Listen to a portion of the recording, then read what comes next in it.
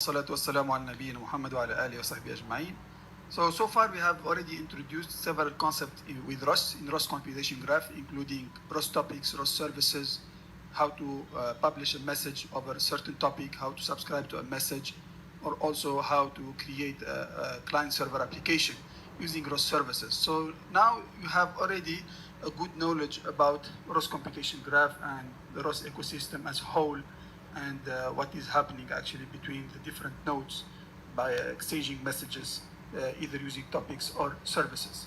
So now we are going to go into one of the most important and exciting part of this course, that is ROS motion, and it's about how to make a robot move. And of course, we are going to use the same concept that we have learned so far to make the robot move. In the previous assignment, I have already provided you to develop a few methods to make the robot move for a certain distance and also to rotate in place. We're going also to go over these two methods, and we will elaborate more on them to go for a more advanced motion of the robot. So this is what we are going to do. We are going to consider a simple cleaning application. There are some kind of cleaning robots like the Roomba robots. We can put it in an open space, and then it needs to make the coverage of the whole space in order to clean it, to clean the ground. So we will simulate this using TurtleSim, and we will try to develop an application that will make the TurtleSim going through the different locations and in the open space area here in the map. Okay, so this is the application, and of course, as you can see here, we have different types of motion. We have a motion that takes the robot from one location to another. This is what we call go to goal. We are going to explain this in more details. We have also a linear motion, we have rotation motion. So let's see what are the different types of motion that we are going to cover in this lecture. Another possible way to make the cleaning robot move is to use a spiral trajectory, and the robot is going to move in this way. So I will introduce you the equation of the spiral trajectory and how you can develop this in ROS to make the robot moving into using this trajectory. So now let's go through the different types of motions that we will have to implement. Of course, now the ultimate application is to make the cleaning application, but this cleaning application is composed of different elementary motions. So we're going to introduce these elementary motions first, and then we will develop the whole application that will integrate all these different elementary motions. So first of all, remember that the motion of the robot is ensured by the twist message, which is composed by a linear velocity and angular velocity, and both the linear velocity and angular velocity, they have x, y, and z components because we have 3D space, the motion in 3D motion in 3D space. Now the first elementary motion is to move in a straight line, like the following.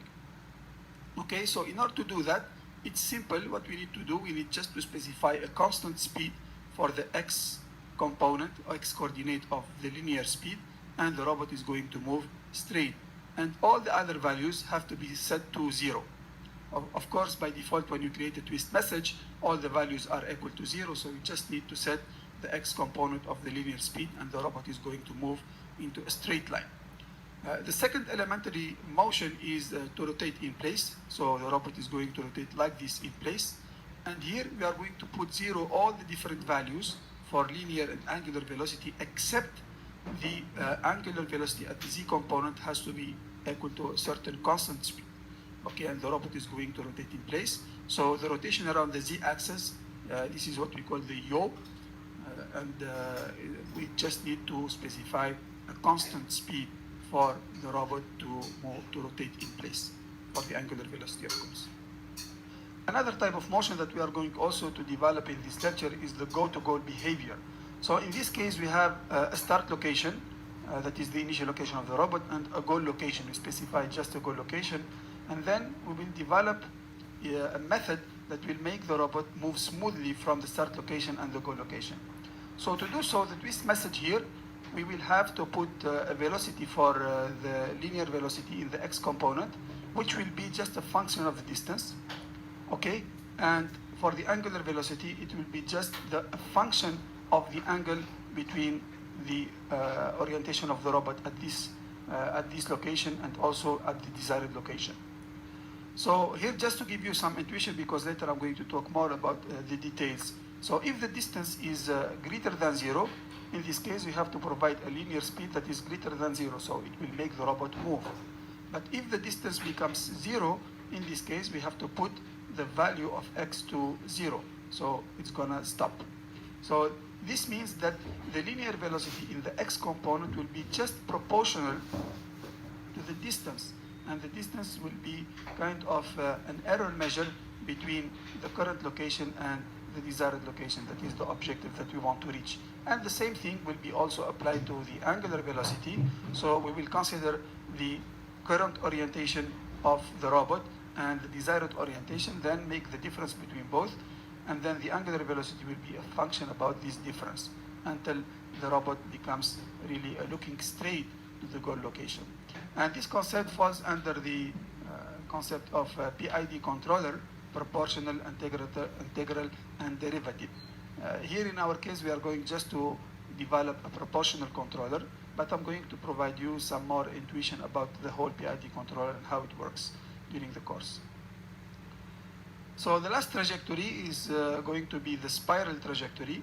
And here, in the twist message, we are going to put the linear velocity in the x component as a function of time, while we are going to provide a constant speed for the angular velocity at the z component, at the z coordinate.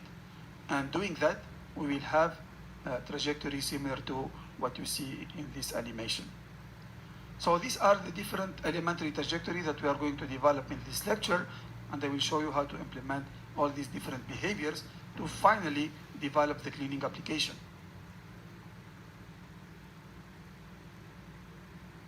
In the previous lecture, I have introduced to you the cleaning application, and also I presented the different trajectories and motion behaviors that we will have to implement in order to accomplish this application. And in this lecture, I'm going to show you how you can implement this in Python and C++. Okay, so let's get started. Usually before going to development and programming, you have first to understand the topic and the messages to be used. Okay, so now when we run the turtle sim, we need to understand what are the topics available and what are the messages available that we have to implement them. So the first thing we can do is to use ROS topic list, and here we can observe, as we already seen before, that the topic to make the robot move is the turtle1 CMD val. And if we look at the information of this topic using ROS topic info, it will show for us that it is using the geometry underscore MSGS/twist message. So this message, we are going to use it in Python in order to develop the motion application. So it's really important that to know and to understand what are the topics that you are going to deal with in your code, and using ROS topic list, ROS topic info, and the different commands to get this information. And we can also go more inside the twist message, as we already did before, using ROS MSGS show geometry message/twist. And here we can see that we have a linear velocity component and angular velocity component, as you already know. And this is just a simple reminder about the motion in space, why we use X, Y, Z, because any robot can move in, any robot in three-dimensional space can move either linearly toward the X-axis or the Z-axis or the Y-axis. Okay, but of course, when we deal with ground robot, we have only a motion in two-dimensional space. And basically, the linear velocity is going only to be in the X direction. Y usually is equal to 0 because we don't have holonomic robots, and Z is going to equal to 0 because the ground robot cannot fly. So in the same way for the orientation, we have three possible rotations. The rotation around the Y-axis is the pitch, the rotation around the X-axis is the roll, and the rotation around the Z-axis is called the yaw. This is just the rotation in three-dimensional space. Of course, for a two-dimensional space motion, we have rotation only around the Z-axis, so we only talk about the yaw. This is the orientation of the robot, of the ground robot. Another topic that is also important that we will use in our application is the pose topic. And the pose topic is used to provide the information about where the robot is located in a two-dimensional space. So using ROS topic list, we can understand that the pose of the robot is captured by the topic turtle1 /pose. And looking at the information of this topic, we can understand that it has a type turtle theme /pose. So let's see what is the content of this message. Using ROS MSG show turtle theme /pose, we can find that it contains x, y, that is the coordinate in two-dimensional space. Theta is the orientation of the robot in two-dimensional space, that is basically the yaw, because this will be the rotation around the z-axis. And here we have the information about the linear velocity and angular velocity, and these two values will be just the copy of the linear.x component in the twist message for the linear velocity, and the angular velocity will be just angular.z component in the twist message. We'll be just having a copy here, so you can read them either from the pose message or you can read them from the twist message. Okay, so when the robot is moving, this linear velocity will change to the current velocity of the robot, both and also the angular velocity as well. So this is just a small reminder about how to represent the coordinate of the robot in two-dimensional space. Imagine that you have a robot here. So this robot, for example, it has x equal to 8, is located in x equal to 8, and y equal to 5, and has an orientation, theta, of 45 degrees. This is how we measure the orientation. We measure it with respect to the x-axis, because the rotation is actually done around the z-axis. Okay, so here we have 45 degrees with respect to the x-axis here. And of course we can map, so this x represent to the x in the pose message, y also represent to the y of the pose message, theta represent the orientation of the robot, linear velocity and angular velocity. So the linear velocity represents the x component of the linear velocity in the twist message, and the angular velocity represents the z component of the angular velocity in the twist message.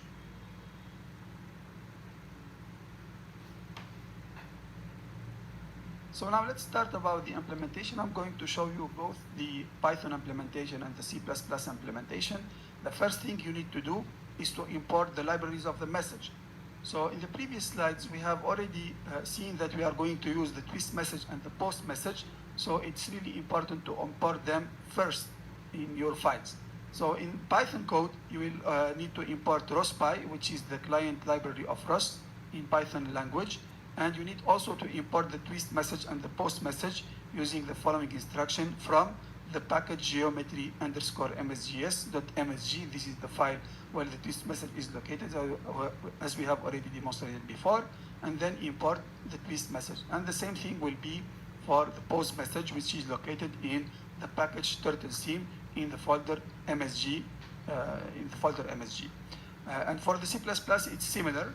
We need to include ros.h, which is the C++ library of ROS, and we need to include also the twist.h message located in the package geometry underscore msgs, and we need to include also post.h header file, which is located into the turtle theme message. This is how we can import the library of messages in both Python and C++.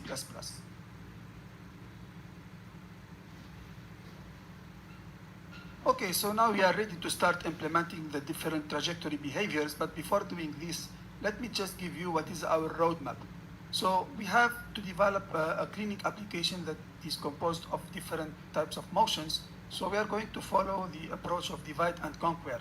This means that we are going to divide this big problem into several sub-problems, and then we will integrate all of them together to develop the whole application. So these are the different steps that we are going to follow. First, we are going to develop a function to move in a straight line for a certain distance in forward and backward directions. This is the first method that we will develop, is just to move in a straight line. The second method will be to develop a function to rotate in place for a certain angle, okay? And here we can either rotate in clockwise direction or counterclockwise direction. The third step, we will develop a function to go for a certain goal location. And the fourth step, we will develop a function to move in a spiral trajectory shape. The last step will be to integrate all the previous steps together in order to develop the cleaning application, which will integrate go-to-goal behavior, move in straight line, rotate in place, and so on. So this is how we can divide like a complex problem into several sub-problems, and then we will try to integrate the different solutions together to develop the global solution. So now let's get started with the first function, that is moving in a straight line.